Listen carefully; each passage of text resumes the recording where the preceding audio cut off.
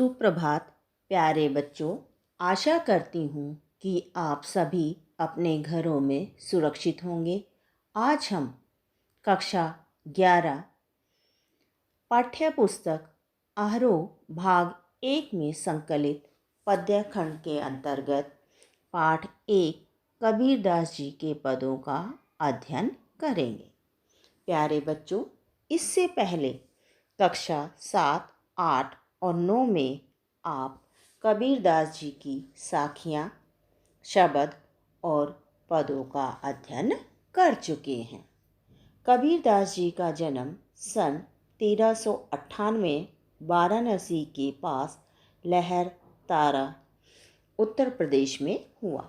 उनकी प्रमुख रचनाएं बीजक, जिसमें साखी, शब्द एवं रामायणी संकलित हैं। मृत्यु सन 1518 में बस्ती के निकट मगहर में हुई। कबीरदास जी भक्ति काल की निर्गुण धारा के प्रतिनिधि कवि हैं। बच्चों, कबीरदास जी अपनी बात को साफ एवं दो टूक शब्दों में प्रभावी ढंग से कह देने के हिमायती थे और इसीलिए कबीर को हजारी प्रसाद द्विवेदी ने वाणी का डिक्टेटर भी कहा है। बच्चों, पद का भावार्थ जानने से पहले हम पद की भूमिका जान लेते हैं, अर्थात पहले पद से परिचित हो जाते हैं। पहले पद के माध्यम से कबीरदास जी ने यह बताने का प्रयास किया है कि परमात्मा सृष्टि के कण कण में व्याप्त है। बच्चों, उसे ज्योति स्वरूप माना है। ज्योति अर्थात प्राण तत्व, आत्मा, जो संसार के प्रत्येक जीव के अंदर समान रूप से विद्यमान है। बच्चों, कबीरदास जी ने परमात्मा का अद्वैत रूप स्वीकार किया है। अद्वैत मतलब एक ही रूप को माना है उन्होंने, परमात्मा के किसी दूसरे रूप को नहीं माना। और अपनी इस बात को सिद्ध करने के लिए या पुष्टि करने के लिए उन्होंने कई उदाहरण भी दिए हैं, जैसे बढ़ई, कुम्हार। अब वो कहते हैं कि उन्होंने तो ईश्वर के एक रूप को पहचान लिया है और एक रूप को पहचानने के कारण वो उनसे प्रेम करने लगे हैं, अर्थात अपने आप को दीवाना कहा है। वो निडर हो चुके हैं। बच्चों, कहने का तात्पर्य ये है कि जब हम परमात्मा के स्वरूप को जान लेते हैं तो हम निडर बन जाते हैं, किसी से डरते नहीं हैं। अब हम पद की एक एक पंक्ति का भावार्थ अर्थ सहित ग्रहण करेंगे। हम तो एक एक करी जाना। अब बच्चों, यहाँ पर हम शब्द का प्रयोग कबीरदास जी ने अपने लिए किया है। हम तो एक एक करी जाना। अब कबीरदास जी कहते हैं कि हमने तो ईश्वर के एक ही रूप को पहचाना है। यहाँ एक एक शब्द का 2 बार प्रयोग हुआ है। एक शब्द का अर्थ है परमात्मा और दूसरे का अर्थ है संख्या। कबीरदास जी कहते हैं कि उन्होंने ईश्वर के एक ही रूप को पहचाना है, उनके अद्वैत स्वरूप को स्वीकार किया है। अगली पंक्ति में देखिए, दो ही कहे तिन्ही को दो जग, जिन नाहिन पहचाना। दोई मतलब दो, तिन्ही उनको, दो जग नरक, नाहिन नहीं। अब वो अपनी बात की पुष्टि करने के लिए कहते हैं कि दो ही, कहते हैं कि जिन लोगों ने ईश्वर के 2 रूप को माना है, उनके वास्तविक रूप को नहीं पहचाना है, ऐसे लोग नरक के अधिकारी हैं। अर्थात उनके लिए यह संसार नरक के समान है और अंत में वह कष्ट पाते हैं और कष्ट पाने के कारण ऐसे लोग नरक के अधिकारी बन जाते हैं। एके पवन एक ही पानी, एके ज्योति समान। अब वो जो है कहते हैं कि एके पवन, कहते हैं सभी के लिए ईश्वर ने एक ही वायु दी है, एक ही पानी, सभी के लिए समान रूप से पानी बहता है, एक ही ज्योति समाना।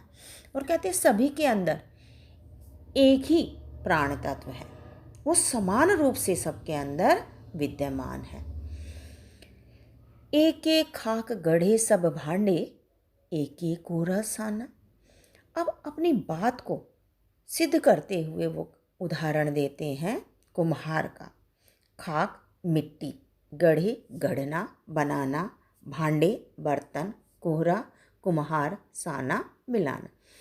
कहते कि जिस प्रकार कुम्हार एक ही मिट्टी से अलग अलग तरह के यानी बहुत सारे बर्तन बना देता है, यानी उसने बनाए तो एक ही मिट्टी से है, लेकिन उन बर्तनों में भिन्नता है, उनको अलग अलग रूप जो है प्रदान कर दिया। उसी प्रकार कबीरदास जी ने यहाँ ईश्वर को कुम्हार की रचना दी है। क्यों? क्योंकि उसने जो है सृष्टि की रचना की है। अब जो ईश्वर रूपी जो कुम्हार है, उसने भी प्रत्येक मनुष्य को एक ही मिट्टी से बनाया है, यानी सभी को एक ही समान बनाया है। लेकिन यहाँ पर जो है मनुष्य में आकार, प्रकार, स्वरूप और स्वभाव के कारण भिन्नता दिखाई देती है। तो इसीलिए उन्होंने अपनी बात को पुष्ट किया है इस उदाहरण के माध्यम से। अगली पंक्ति, जैसे बाढ़ी काष्ठ ही काटे, आग्नि ना काटे कोई। अब कबीरदास जी कहते हैं बाढ़ी, देखिए बाढ़ी बढ़ई जो लकड़ी का काम करने वाला है, काष्ठ लकड़ी, अग्नि आग। कहते जिस प्रकार बढ़ई है वो लकड़ी को चीर के अलग तो कर सकता है, उसको काट तो सकता है बच्चों, लेकिन उसके अंदर जो अग्नि निहित है, उसके अंदर जो आग है, उसको वह काट नहीं सकता। वैसे ही मनुष्य का जो शरीर है वो नश्वर है, लेकिन उसके अंदर जो प्राण तत्व है, आत्मा है, आत्मा किसका रूप है? परमात्मा का ही है, तो उसको काटा नहीं जा सकता। सब घटी अंतरी, तू ही व्यापक धरे स्वरूप सोही। हे परमात्मा, सभी प्राणियों में तू ही समाया हुआ है, तूने ही अलग अलग भिन्न भिन्न रूप स्वरूप धारण किए हुए हैं। अगली पंक्ति देखिए बच्चे, माया देखी के जगत लुभाना, काहे रे नर गरबाना। लुभाना आकर्षित करना, लोभित, गरबाना अहंकार करना, गर्व करना। माया, माया का अर्थ होता है जो सांसारिक मोह माया है, यानी जो नहीं है, वास्तविक नहीं है, जो नित्य नहीं रहने वाली है, अनित्य है। यहाँ पर कबीरदास जी मनुष्य को संबोधित करते हुए कहता है कि हे मनुष्य, तू इस माया को देखकर आकर्षित हो रहा है, और मनुष्य इस माया को देखकर यह सोचता है कि उसके पास जो भौतिक सुख सुविधाएं हैं वह संपूर्ण है, वास्तविक है, और वास्तविक समझकर वो उस पर गर्व कर रहा है। लेकिन कबीरदास जी कहते हैं कि हे मनुष्य, तुझे अभिमान नहीं करना चाहिए, क्योंकि ये लोभ, माया, ये सब व्यर्थ है। इसके अभिमान के चक्कर में पड़कर तूने ईश्वर के वास्तविक रूप को या मर्म को भुला दिया है। माया अर्थात जो नहीं है। निर्भय भया कछु नहीं व्यापे, कहे कबीर दीवाना। निर्भय बिना डर के, निडर, दीवाना यानी जो व्यक्ति किसी से बहुत प्रेम करता है, जो उसके प्रेम में सराबोर हो जाता है, अपने आप को समर्पित कर देता है। अब कबीरदास जी कहते हैं कि मैं निर्भय हो गया हूँ। क्यों? क्योंकि मैंने ईश्वर के वास्तविक रूप को पहचान लिया है, उसके एक रूप को जान लिया है, इसलिए मैं निडर बन चुका हूँ। मुझे कोई दुख नहीं सताता, संसार का कोई भी दुख कष्ट जो है मुझे सता नहीं सकता। कबीरदास जी ने स्वयं को दीवाना कहा है। क्यों? क्योंकि वो उस प्रभु भक्ति में लीन हो चुके हैं, प्रभु के प्रेम में सराबोर हो चुके हैं बच्चों। वो पूरी तरह से जो है अपने आप को ईश्वर को समर्पित कर चुके हैं। उन्होंने ईश्वर के मर्म को, उनके वास्तविक रूप को समझ लिया है। बच्चों, अब बात करते हैं काव्य सौंदर्य की। इस पद की भाषा कैसी है? सदुक्कड़ी। और पहले पंक्ति में एक एक शब्द का 2 बार प्रयोग हुआ है और दोनों बार जो है उसका अर्थ अलग होने के कारण यमक अलंकार है। अब यहाँ कबीरदास जी ने अपनी बात की पुष्टि के लिए उदाहरण भी दिए हैं, जैसे बढ़ई काष्ठी काटे आग्नि ना काटे कोई। तो यहाँ पर क्या है? उदाहरण अलंकार है। फिर जो है उन्होंने खाक और कोहरा में जो है वहाँ रूपक यानी जो है रूपक अलंकार है, और वहाँ पर ज़्यादा जो है अतिशोक्तिपूर्ण अलग जो है वर्णन करने के कारण रूप का अतिशोक्ति अलंकार है। और पद में कई जगह अनुप्रास की छटा दर्शनीय है, जैसे बच्चों जिन ना ही पहचाना, काष्ठी काटे आग्नि ना काटे कोई, नर गरबाना कही कबीर दीवाना। अब पूरे पद में गेता है। गेता मतलब बच्चों जिसको हम गा सकते हैं, तो हम इस पद को जो है गा भी सकते हैं, इसमें संगीतात्मकता है। अब बच्चों दूसरे पद से हम परिचित होते हैं। दूसरे पद के माध्यम से कबीरदास जी ने बाह्य आडंबरों पर प्रहार किया।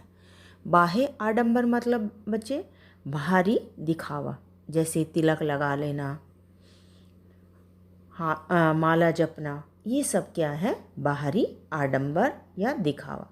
और इसके साथ ही कबीरदास जी ने यह बताया है कि बहुत सारे लोग जो है अपने भीतर की ताकत को नहीं पहचानते। भीतर की ताकत मतलब जो हमारे अंदर, हृदय के अंदर जो ईश्वर समाया हुआ है उसको नहीं पहचानते, और अनजाने में अवास्तविक संसार से रिश्ता बना बैठते। अवास्तविक यानी ये संसार जो है सब मोह माया है, वास्तविक नहीं है, यथार्थ नहीं है, ये सब झूठ है, एक माया जाल है, और वास्तविक संसार से बेखबर रहते। वास्तविक संसार मतलब यानी हमारे हृदय के अंदर जो ईश्वर का रूप विराजमान है, विद्यमान है, हम उसको नहीं पहचान पाते।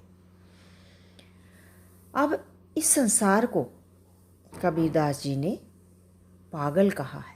क्यों? क्योंकि वो यथार्थ को पहचान ही नहीं पाता है, और अगर कोई उनके सामने ज्ञानी व्यक्ति सच्ची बात को कहता है तो वो उसे मारने दौड़ता है। तो अब दूसरे पद की हम पंक्ति का एक एक शब्द का अर्थ जानते हुए उसका भावार्थ ग्रहण करेंगे।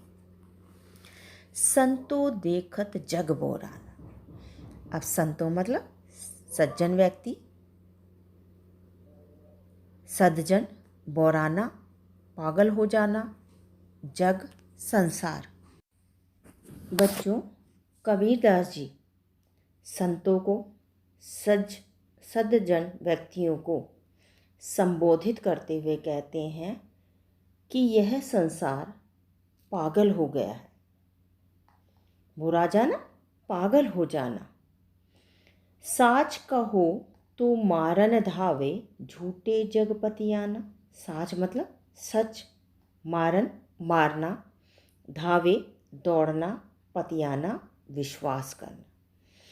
कि अगर इनके सामने कोई ज्ञानी सच्ची बात कहता है तो वो उसे मारने के लिए दौड़ते हैं, और असत्य पर यानी झूठी बात पर ये लोग विश्वास कर लेते हैं। तो इसीलिए कबीरदास जी ने जग को पागल कहा है। क्यों? क्योंकि सच्ची बात कहने पर वो मारने के लिए दौड़ता है, और अगर कोई उनको झूठ कहता है तो वो उसको पर विश्वास कर लेते हैं। नेमी देखा धर्मी देखा, प्रात करे स्नाना। अब वो कहते हैं, यानी पाखंड का खंडन करते हुए कहते हैं, यहाँ पर पाखंडी लोगों पर प्रहार किया है। कहते हैं कि मैंने ऐसे बहुत सारे लोग देखे हैं जो नेमी यानी नियम का पालन करते हैं, धर्मी यानी धर्म का पालन करते हुए हैं, प्रातः करे स्नान यानी नियमों का पालन करते हुए सुबह सुबह स्नान करते हैं और ईश्वर की पूजा करते हैं। आत्म मारी पखा नहीं पूजे, उनमें कछो नहीं ज्ञान। आत्म स्वयं, पखाने यानी पत्थर को, पत्थर से बनी हुई मूर्तियों को जो है पूजते हैं। कहते कि जो लोग ऐसा ढोंग करते हैं, दिखाते हैं कि हम नियम से जो है स्नान करते हैं और ईश्वर की जो है पूजा करते हैं, आत्म वो ऐसा अपनी आत्मा को मार कर करते हैं। आत्मा को मारने के पश्चात जो है वो मंदिर में जाके पत्थर की मूर्तियों की पूजा करते हैं। लेकिन बच्चों, उसमें जो है ज्ञान नहीं है, अर्थात उन्होंने जो है ईश्वर के रूप को पहचाना ही नहीं है। वो ज्ञानी नहीं है। वो ज्ञान कैसा है? निस्सार है, बेकार है, व्यर्थ है, खाली है। अब वो अपनी बात को और अधिक स्पष्ट करने के लिए कहते हैं, बहुत तक देखा पीर ओलिया, पढ़े किताब कुरान। बहुत तक बहुत सारे, ओलिया जो धर्म गुरु है, संत है, ज्ञानी अपने आप को मानते हैं, किताब ग्रंथ, कुरान शरीफ, मुस्लिम लोगों के जो धर्म की पुस्तक है कुरान शरीफ, वो। अब कबीरदास जी कहते हैं कि मैंने बहुत सारे ऐसे पीर पैगंबर, बहुत सारे जो है ऐसे औलिया देखे हैं जो अपने शिष्यों को धार्मिक ग्रंथ अर्थात कुरान पढ़ाते हैं, समझाते हैं उन्हें, और खुद भी पढ़ते हैं। के मुरीद तब्दीर बतावे, उनमें उन्हें जो ज्ञाना। अब यहाँ पर मुरीद शब्द का अर्थ है शिष्य, तब्दीर उपाय। अब वो कहते हैं कि खुद तो पढ़ते हैं और अपने शिष्यों को भी जो है तरह तरह के जो है उपाय बताते हैं। वास्तव में ऐसे जो पाखंडी हैं उन्होंने खुदा को जाना ही नहीं, उनके रूप को पहचाना ही नहीं। वो तो आडंबर करते हैं, दिखावा करते हैं।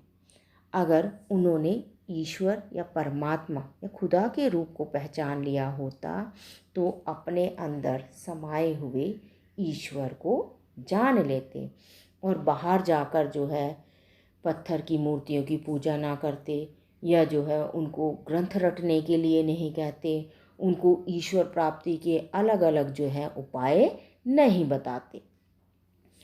आसन मारी डिम धरी बैठे, मन में बहुत गुमान। आसन बच्चों यानी ध्यान मुद्रा में बैठ जाना, डिम यानी आडंबर करना, गुमाना अहंकार करना। कहते ऐसे लोग जो अपने आप को ज्ञानी मानते हैं वो जो है आसन लगाकर यानी जो है ध्यान मुद्रा में जो है बैठ जाते हैं और अहंकार को धारण कर लेते हैं। यानी वो अहंकार के कारण ही तो अपने आप को जो है ज्ञानी मान रहे हैं और इसीलिए ध्यान मुद्रा में बैठते हैं, मन में बहुत गुमान और अपने ऊपर बहुत अहंकार करते हैं कि मैं तो बहुत बड़ा जो है साधक हूँ। पीपर पाथर पूजन लागे तीरथ गर्भ बुलान। पीपर यानी पीपल का वृक्ष, पाथर पत्थर पूजने लगे। अब जो है ऐसे लोग क्या करते हैं, घमंडी हैं, अहंकारी हैं और पीपल के वृक्ष को और पत्थर की मूर्तियों की पूजा करते हैं। तीर्थ जाते हैं, तीर्थ करने के लिए जाते हैं, तीर्थ स्थानों पर व्रत का जो है उपवास रखते हैं, उसका पालन करते हैं। यह सब क्या है, एक पाखंड है, छलावा है, छल है। ये साधना नहीं है, साधना के नाम पर ढोंग है और वो अपने मार्ग से भटक जाते हैं। आगे कबीरदास जी क्या कह रहे हैं बच्चों, टोपी पहिरे माला पहिरे छाप तिलक अनुमान। वो कहते हैं वो बहुत सारे जो है बाहरी आडंबर भी करते हैं, दिखावा करते हैं कि मैं बहुत ही बड़ा संत हूँ, ज्ञानी हूँ और इसके लिए वो क्या कर लेते हैं, वो टोपी पहन लेते हैं, ठीक है, माला पहन लेते हैं और अपने माथे पर जो है तिलक लगा लेते हैं, छापा लगा लेते हैं। और यह सब करके जो है उनको अपने अंदर जो है बहुत बड़ा गुमान होता है कि वो तो जो है बहुत ही बड़े क्या है, ज्ञानी हैं।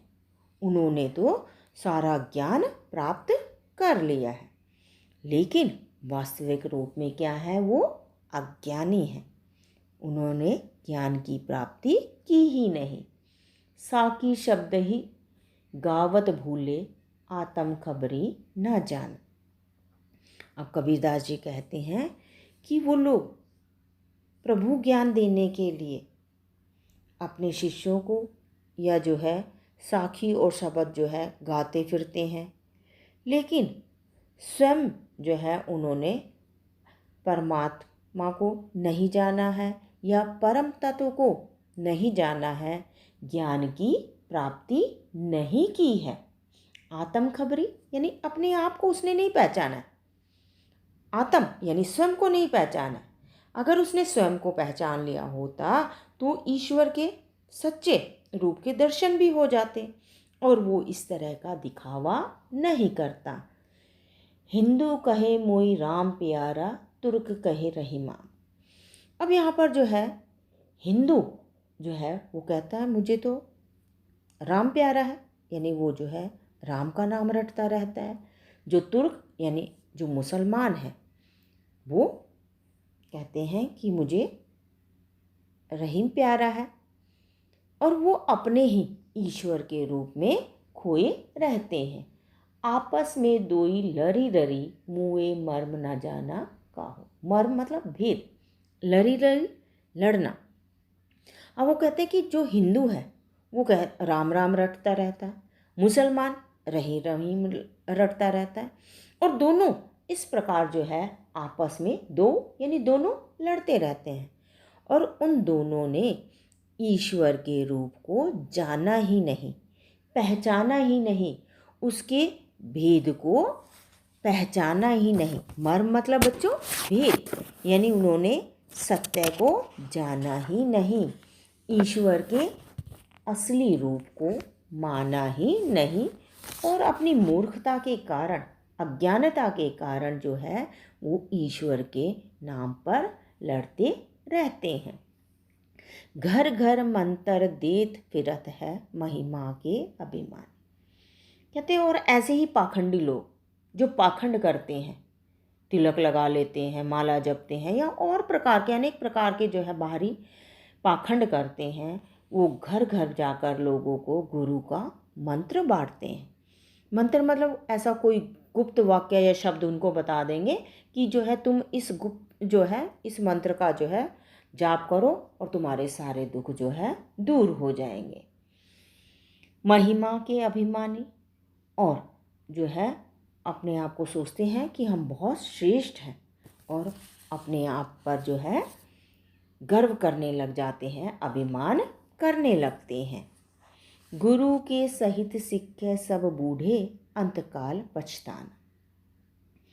अब वो कहते हैं कि जो ऐसे गुरु होते हैं जिनको अपने ऊपर बहुत ही अभिमान है, पाखंडी हैं, वो खुद तो डूबते ही हैं, अपने साथ सिक्खे मतलब अपने शिष्यों को भी जो है डुबा देते हैं। क्यों? क्योंकि जो ये भवसागर है इसमें वो डूब जाते हैं और अंत में जो है उन्हें पछताना पड़ता है, अंतकाल पछताना, और अंत में अंतिम समय में जो है उनको पछताना ही पड़ता है। कहे कबीर सुनो हो संतो ई सब मर्म भुलाना। अब कबीरदास जी कहते हैं कि हे संतो सुनो, ये सब पाखंड है, ये भ्रम में जो है ईश्वर के वास्तविक रूप को भूल चुके हैं। उन्होंने ईश्वर के भेद को पहचाना नहीं, भ्रम भुलाना इस संदेह में कि वो तो बहुत बड़े ज्ञानी हैं और उन्होंने ईश्वर को समझा ही नहीं। केतिक कहो कहाँ नहीं माने, केतिक कहाँ तक कहूँ, कबीरदास जी कहते हैं कहाँ तक कहूँ। सहजे यानी सहज रूप, सहज ईश्वर समाना, लीन हो जाना। अब जो है कबीरदास जी कहते हैं कि मैं कहाँ तक बताऊँ, मैंने इनको कितना समझाया किंतु ये नहीं मानते।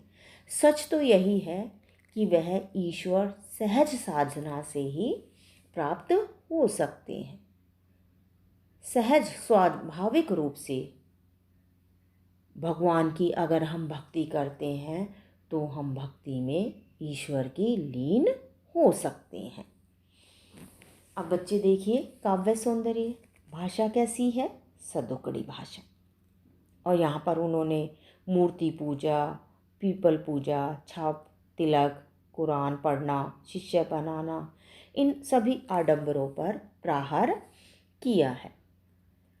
अब लरी लरी और घर घर में पुनरुक्ति प्रकाश अलंकार है और अनुप्रास अलंकार की छटा देखने को मिलती है, जैसे पीपर पाथर पूजन, साकी शब्द ही घर घर मंत्र देत फिरत, सहित सीखे सब कहे कबीर, केतिक कहाँ कही नहीं। बच्चों, उम्मीद करती हूँ कि आपको कबीरदास जी के पद इस वीडियो के माध्यम से भली भांति समझ आ गए होंगे। धन्यवाद।